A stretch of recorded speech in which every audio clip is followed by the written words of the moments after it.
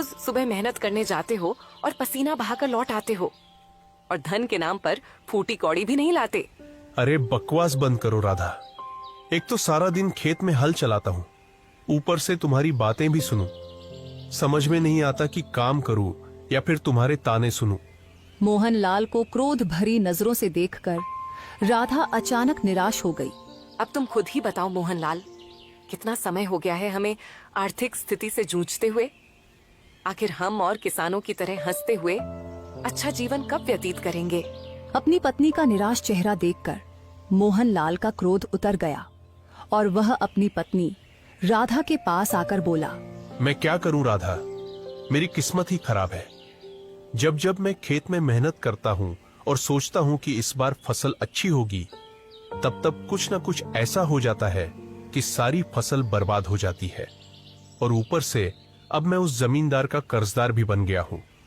पिछली बार जब फसल खराब हुई थी, तब मैंने उस जमींदार से बीज खरीदने के लिए धन लिया था, और अब इस बार भी मुझे अपनी फसल अच्छी होती नहीं दिख रही है।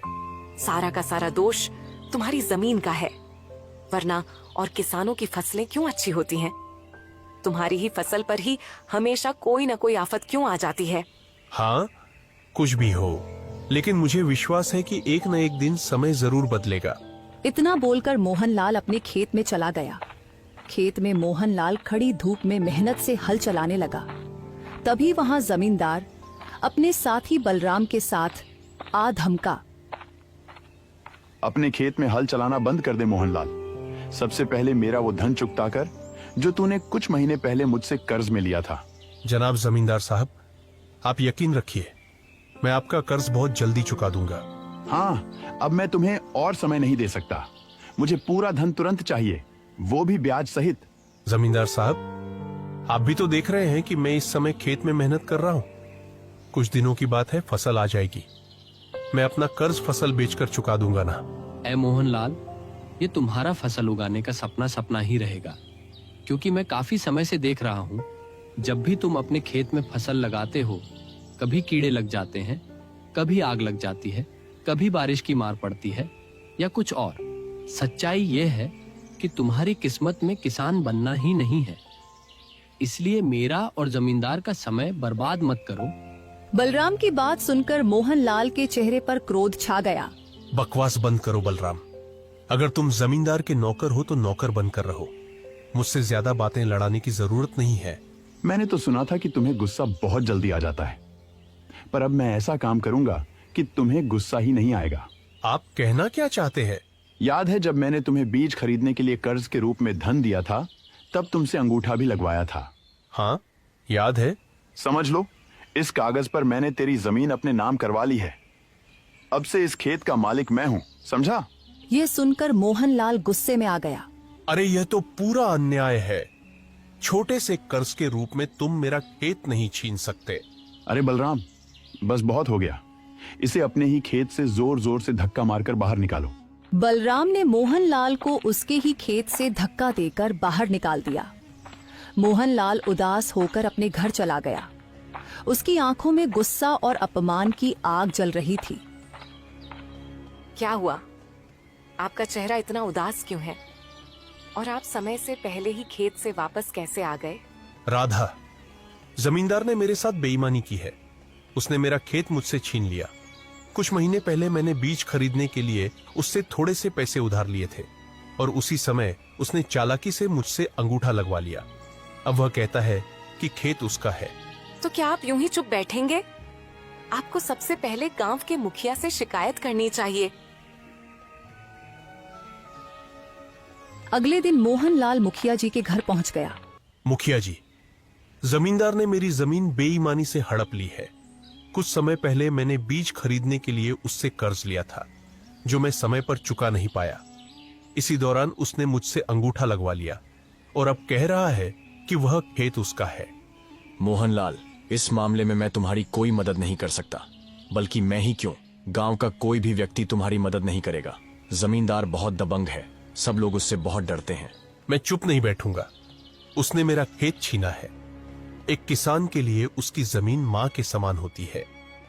इतना कहकर मोहनलाल सीधे केशव नगर राज्य की ओर चल पड़ा और राजा विक्रम के दरबार में जा पहुंचा। महाराज, जमींदार ने थोड़े से धन के बदले मेरा खेत हड़प लिया है।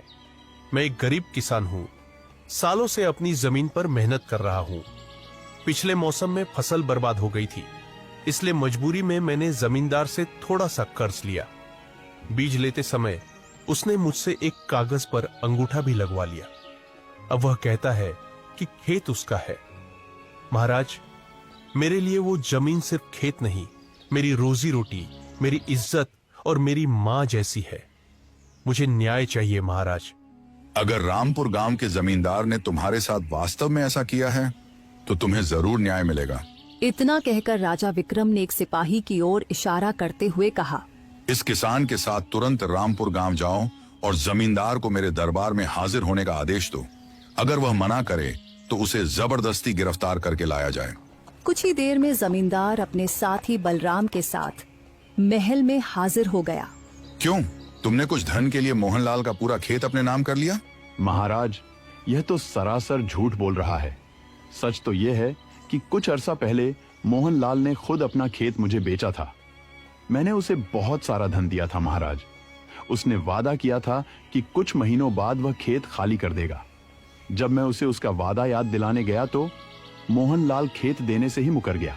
हाँ महाराज, जमींदार साहब सही कह रहे हैं, मैं भी उनके साथ ही था।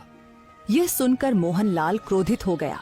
ये दोनों झूठ बोल रहे हैं महाराज, सरासर झूठ बोल रहे हैं। मैंने खेत नहीं बेचा था, मैंने तो बस थोड़ी सी रकम उधार ली थी, वो भी बीज खरीदने के लिए। मैं अपना खेत क्यों बेचूंगा महाराज? कौन सच्चा है और कौन झूठा, इसका न्याय सिर्फ एक ही शर्त पर हो सकता है। कैसी शर्त महाराज? तुम गांव के 2 गवाह लेकर आओ जो जमींदार और बलराम के खिलाफ तुम्हारे पक्ष में गवाही दे सकें। अगर वे गवाही देंगे तो तुम सच्चे साबित हो जाओगे और तुम्हारी जमीन तुम्हें वापस कर दी जाएगी। और जमींदार, तुम भी ऐसे ही 2 गवाह लेकर आओ जिन्होंने मोहनलाल को खेत बेचते हुए देखा हो। जमींदार और बलराम वहां से चले गए। मोहनलाल भी गांव लौट आया और गांव के लोगों से मदद मांगने लगा, लेकिन जमींदार के डर से कोई भी मोहनलाल की मदद करने को तैयार नहीं हुआ। अगले दिन मोहनलाल उदास होकर राजा विक्रम के दरबार में खड़ा हुआ।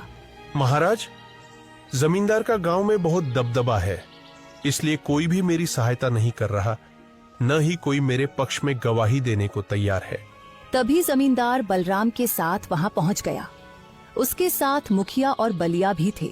महाराज, यह मेरे गांव का मुखिया है।